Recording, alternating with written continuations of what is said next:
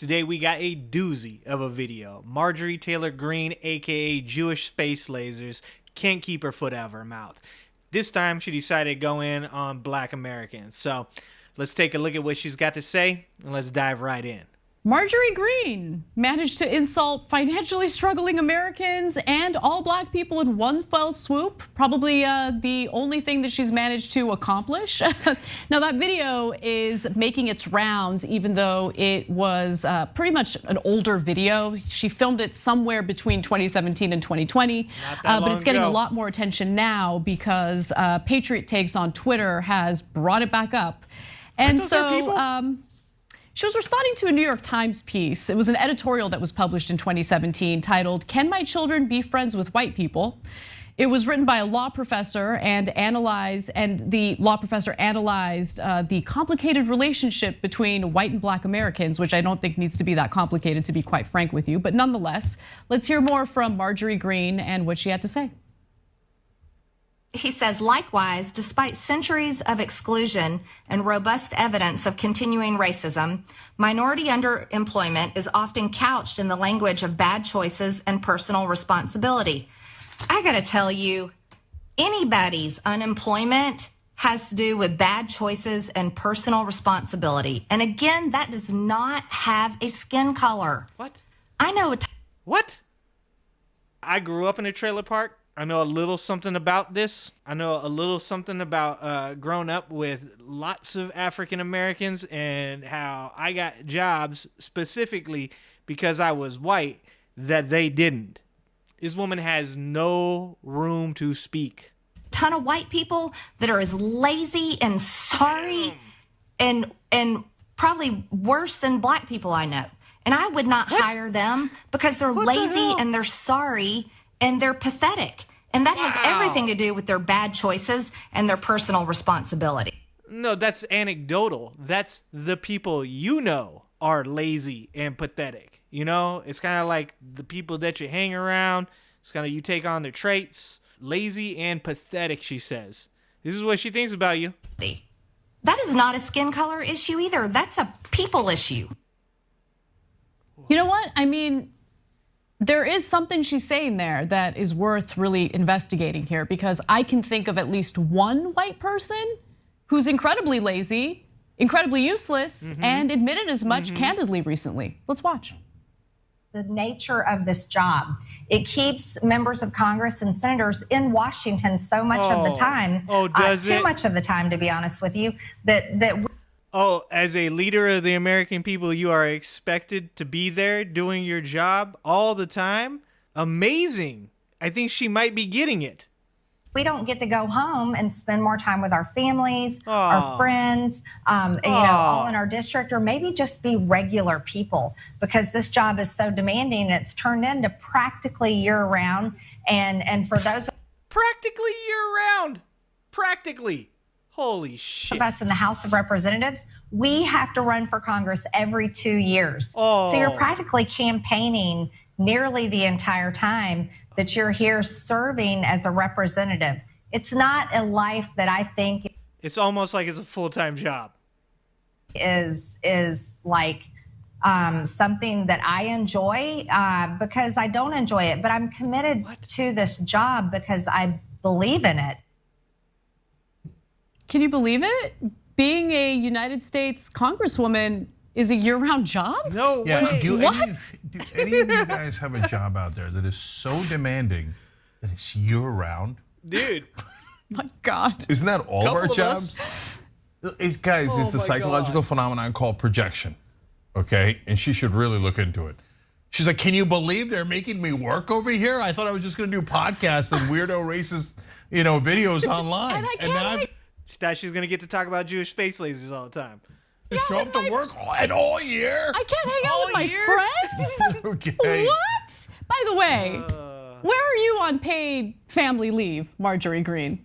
Paid family leave, meaning woman I bet I could tell you. goes through the physical and emotional trauma of delivering a baby and gets no mandatory paid time off in this country. Where are you on that issue? Yeah. I want to hear from you on that. Hear that too. Yeah, she's like, I don't get to spend enough time with my family. Which family?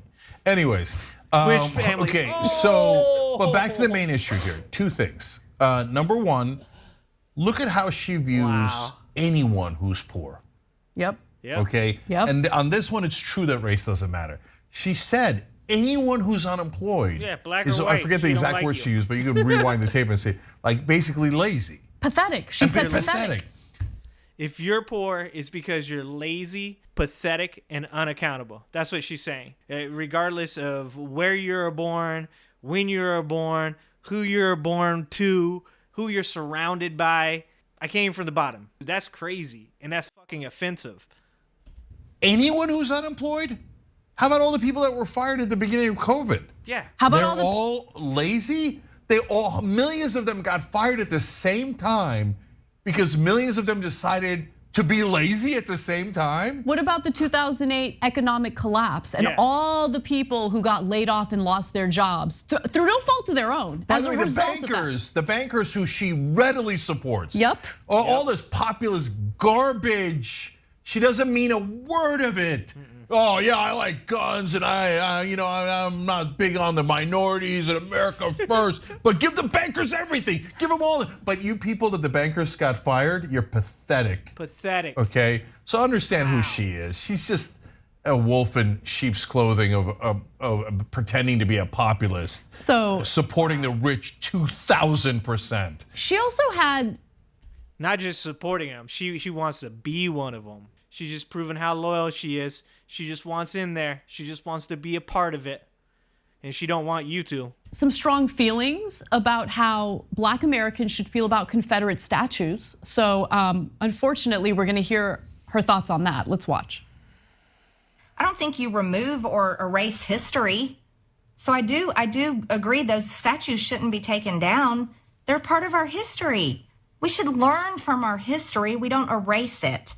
Yeah, you know where you go to learn from history? You go to museums. And that's where those statues belong, is in museums. Can you imagine being an African American and walking past a statue of a person that raped and murdered and killed all the people in like entire towns and enslaved them, and looking at that every day on your way to your 9-to-5 job? Like, are you kidding me? Do you have no empathy? Do you have no ability to walk in that person's shoes? That's insane. But that doesn't make me a racist because I say leave the statue up there. Yeah, kind of. If I were Black people today and I walked by one of those statues, I would be so proud because I'd say, look how far I have come in this country. Look how far my... No way she said that. No way she said that. Holy Jesus. Oh my God. There's no way. My people have what they have overcome. Yeah, that person. Listen, if you thought that was an incredibly ignorant statement, you would be correct. And I have further proof of her ignorance because she loves to celebrate statues, right? Including a statue that, well, she thought it was a Confederate statue. So let's go to this graphic. She took a picture. Tonight, I stopped at the Wilder Monument in Chickamauga, Georgia, which honors the Confederate soldiers of the Wilder Brigade. I will always defend our nation's history. Except, I know this is super inconvenient, but John T. Wilder was a Union colonel who commanded the much feared Lightning Brigade during several Southern campaigns of the US Civil War. Oops, I wonder if... Sweet mother of Gandhi. You can't even fake the funk right. Come on. She then instantly became less proud. Oh, that was an American. Sorry, I didn't mean to praise an American. I meant to praise the people who betrayed America. Treasonous. Right. So let's break down the racial stuff now. Number one on the statues. Can you imagine if they left up the Nazi generals' statues in Germany? And then said to Jews, right, you should be really proud to still have Nazi generals staring down at you that we celebrate in the public sphere by putting up these giant statues of them like they're heroes. That's celebrated by local government. Look, that's the difference. If this is really about history, put the statues in a museum somewhere and call it a day. But putting those statues, like the municipal government, the local government, erecting those statues to celebrate Confederate soldiers and essentially send a message to black residents of the. Not to mention that, like, a ton of these statues, in fact, the majority of these statues were put up during the civil rights movement to send a message to all the potential black voters that they're still just slaves and they'll never be anything more than that. Don't get it twisted. That's why they put up those statues. That's why they still, I mean, you know still what fly it's really the about. flags. It's not about history. And not only that, they put a lot of them up, not after the Civil War, but during the Civil Rights era to say, hey, remember who's still in charge here. Exactly. And you're supposed to be proud walking by that? Hell no. I love one of our contributors on Rebel Headquarters, Mondale Robinson. He's a mayor in a small town in North Carolina. And he regulated on one of those statues, okay? He's like, no, this is our town and we're not gonna have this crap up here, okay? So look, back 100%. To the original racial comment. A lot of right-wingers will listen to her going, no, look, it's not about skin color. Some white people I know are just as bad as terrible black people, and think that she's genuinely not being racist. She said some white people were probably worse than black people I know. Probably. She's like, the worst white people I know are probably worse than all the black people I know, but I'm not sure. But they genuinely don't see it. Guys, that is racist. You're assuming that all black people are terrible, and even though in your mind, the lowest, most pathetic white people might or might not be as bad as all black people. Can you see how that's obviously racist? It's amazing that they can't see it. Thanks for watching the Young Turks. Really appreciate it. Wow. Marjorie Taylor Green, I got that poll up. I'm asking people who they think the worst politician in the political atmosphere right now is. She's making a comeback. She's giving Trump a run for money, dude. Like, what is wrong with that lady? Jewish space lasers has gone off the rails big time.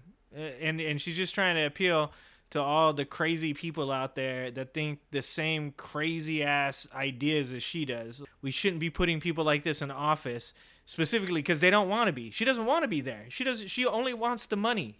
She don't want to have to represent you. She said it. She don't want to work year round. She thinks it's a lot of work to represent you. But she does it because she has to. Bullshit. She does it because people are lining her pockets with money. And she does it because people like Trump will give her positions that she can make more money in. That is some of the craziest stuff I have ever heard in my life. People are poor because they are unaccountable, pathetic, and make bad decisions. I was poor. I was homeless. I lived in cars. I lived under bridges. I did everything I possibly could to get to where I am today. But there's a lot of young black men that I grew up with that never got the chance because of the color of their skin. And you can't tell me anything different because I was there. I saw it. So don't give me that shit that it doesn't have anything to do with skin color. I watched it happen. I was there. All right, guys. Get out there and vote. Have a good one.